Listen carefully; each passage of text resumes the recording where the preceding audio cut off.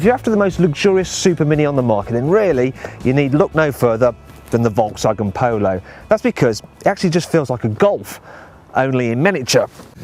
Actually, miniature is probably the wrong word, because inside the Polo's almost as spacious as its bigger brother. For instance, if you look in the back, you see there's a decent gap between the front and rear seats, which means that adults should be able to stretch out, well, within reason.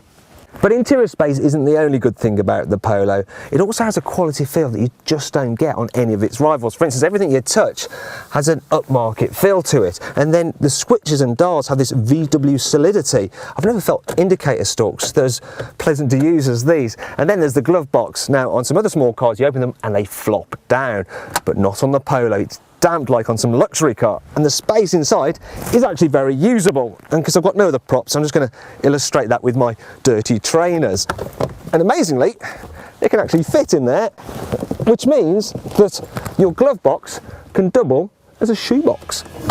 The boot is very practical too, and because the rear seats fold down completely flat, the low bay is among the most useful of any Supermini. But that's not all. There's a removable boot floor, which means you can keep any valuables hidden and out of sight. But the little VW isn't just practical, it's also good on the move too. The Polo is a very easy car to drive because the controls such as the steering, gearbox and clutch are all nice and light.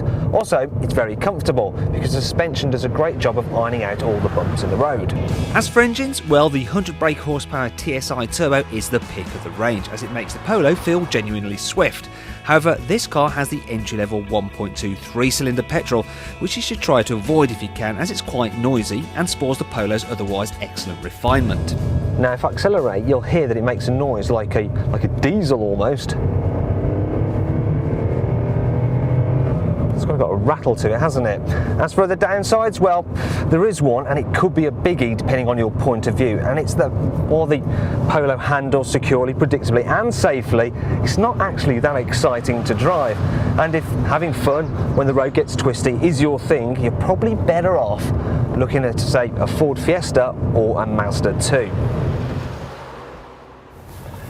But if that's not really a thing, the Polo should be an excellent choice thanks to its premium feel and, of course, its rather desirable image.